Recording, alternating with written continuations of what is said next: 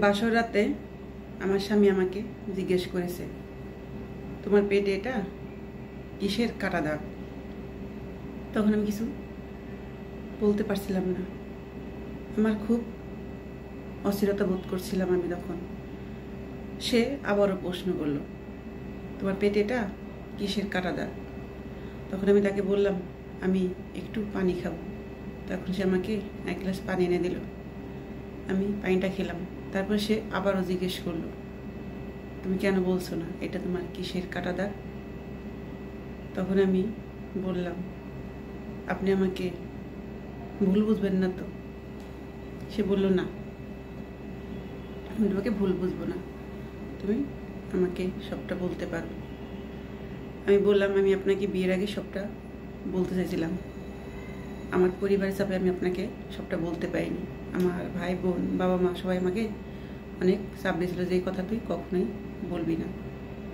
আমি সেই কারণে আর বলতে পারিনি, ওরা আমাকে ভয় দেখাইছিল। আমি চেয়েছিলাম, অনেকবার চেষ্টা করেছি আপনাকে সবটা খুলে বলবো। তারপরে সে বলল, আচ্ছা তুমি নির্ভয়ে নির্দয়ে আমাকে সবটা বলতে পারো। তখন আমি তাকে সবটা বললাম। স্কুল লাইফে আমি একজনকে ভালোবাসতাম, সে আমাকে খুব ভালোবাসত। একদিন তার জন্মদিন ছিল, সে আমাকে দাওয়াত দেয়। আমি বাড়িতে মা বাবাকে বললাম, আমার বান্ধবীর জন্মদিন, আমি আজকে ওদের বাড়িতে থাকবো, আজকে আমি বাড়িতে ফিরবো না। তখন বান্ধবী কথা বলছে, তখন বাড়ি থেকে আর না করেনি। আমি ওর জন্মদিন সেদিন আমি বাড়ি থেকে চলে যাই এবং কথা ছিল ওর জন্মদিনের সে পার্টি শেষ হলে আমি আমার বান্ধবীর বাড়িতে গিয়ে থাকবো সেদিন। কিন্তু সেদিন ওখানে যাওয়ার পর ওদের অনুষ্ঠানে অ্যাটেন্ড করলাম, দেখলাম আমার বন্ধুরা বান্ধবী আরও তেমন মানুষ নেই, আমরাই। তখন ওরা সবাই কেক কাটলো, খেলো, আনন্দ ভর্তি করলো, সবাই ঠিক ছিল। আমি কেন জানি কেকটা খাওয়ার পর আমি অজ্ঞান হয়ে যাই।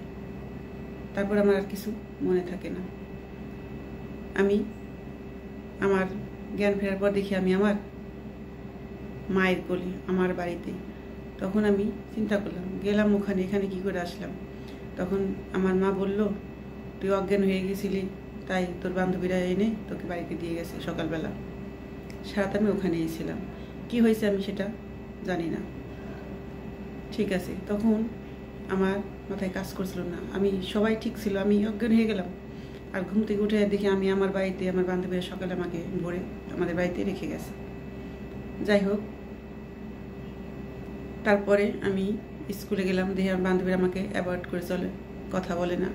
আর যাকে আমি ভালোবাসতাম সেও আমাকে ফোন করে না, আমি ফোন দিলে সে ফোনও ধরে না। ঠিক আছে, তখন আমি ভাবতে লাগলাম, কি এমন হলো, কি এমন করলাম আমি যে ওরা আমাকে অ্যাভয়েড করে চলছে, আমার সাথে কথা বলে না, আমি কি অন্যায়টা করলাম?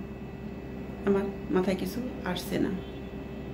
অনেক ফোন করি তাকে, আমি যাকে ভালোবাসি, সে আমার ফোন ধরে না এবং সে আমার কোনো কথারই উত্তর দেয় না। আমি কারো কাছে কোনো কথা পাঠালে সে জবাব দেয় না। আমি যদি বলি আমার বান্ধবীদের ওর সাথে, ও আমার কেন কথা বলে না, ও আমার সাথে এমন করছে কেন, তারপরে আমি উত্তরও পাই না। এরকম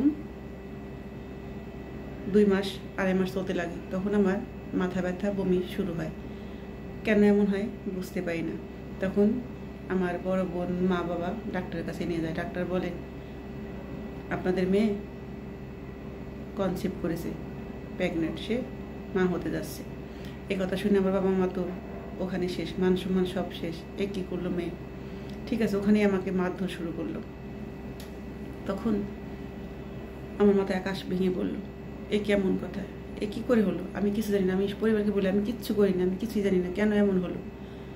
তখন হঠাৎ মনে হলো সেই জন্মদিনের কথা, যে জন্মদিনে আমার জ্ঞান ছিল না, ভোরে আমাকে তারা বাড়িতে পৌঁছে দিয়ে যায়। তখন মনে হলো সেই সর্বনাশটা আমার সে ভালোবাসার মানুষটাই করেছে, অজ্ঞান করে। তখন আমার হুঁশ ছিল না, তার যা মন চায় সে আমার সাথে তাই করেছে, তার মাসুল এখন আমার পেটে। তখন আমি পাগলের মতো তাকে ফোন দিই এবং সবটা জানাতে চেষ্টা করি। সে আমার কোনো কথার উত্তর দেয়নি এবং একসময় ফোনটা ধরে বলে, তোমাকে আমি অ্যাভয়েড করেছিলি, বোঝো না তোমাকে আমি ভালোবাসি না, তুমি কেন আমাকে ফোন করছো? তখন আমি তাকে বলতে বললাম, আমার কেন এমন ক্ষতি করলে, আমি তোমাকে কী অপরাধ করেছি যে আমার এমন ক্ষতিটাই তুমি করলে? সে বলে, আমি কিছু করিনি, এই দায় ভাই আমার না, ঠিক আছে, তুমি আমাকে নেক্সট টাইম আর ফোন করবে না। তখন মন চাইছিল মরে যায়, কী করবো? তখন আমার বড় বোন বললো, এমন কোনো সিদ্ধান্ত নিস না, যা হওয়ার হয়ে গেছে, যখন তুই জ্ঞান ছিলি না, বুঝতে পারলাম, ঠিক আছে। তখন আমার বাবা মা, আমার বড় বোন হসপিটাল নিয়ে সিজার করে বাচ্চাটা নষ্ট করে ফেলে। এবং সেই কথাটাই আমি আপনাকে সবটা খুলে বলতে চাইছিলাম, পরিবার থেকে পারিনি, সেই চিহ্নটাই আমার এখানে রয়ে গেছে। এখন আপনার সিদ্ধান্ত, আপনি আমার সাথে সংসার করবেন কি না। সে তখনই আমাকে উত্তর দিয়ে দিল, আমি তোমার সাথে সংসার করতে পারবো না, কারণ তোমার পরিবার আমাকে ঠকাইছে। সকালে কোনো কথা বলবে না, গাড়ি ডেকে দেবো, তুমি সোজা বাড়িতে চলে যাবে, এবং তোর পরিবার যেন আমাকে কেস টেস না করে, ঠিক আছে?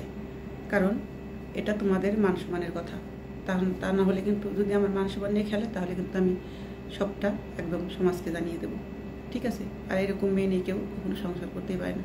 আমি বললাম, ঠিক আছে, কোনো সমস্যা নেই, আপনি গাড়ি ডেকে দিন, আমি সকালে বাড়িতে চলে যাবো, ঠিক আছে? সকালবেলা তাই হলো, সকাল হলো, আমি সে গাড়ি ডেকে দিলে আমি বাড়িতে চলে গেলাম।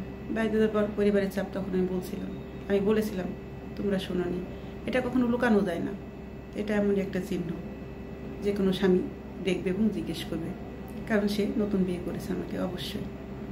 আসলে এরকম ঘটনা বহুত মেয়েদের জীবন ঘটছে, যাকে বিশ্বাস করে সেই তাকে ধ্বংস করে দিয়ে চলে যায়। তাই কাউকে বিশ্বাস করার আগে একবারে তাকে হাজারবার ভাববে, তারপরে পা বাড়বে, তার আগে নয়। কারণ মানুষের চাহিদা পূরণ হয়ে গেলে সে তোমাকে আর চিনবে না। যাই হোক, এই গল্পটা আপু দিয়েছিল, তাই আমি শেয়ার করলাম।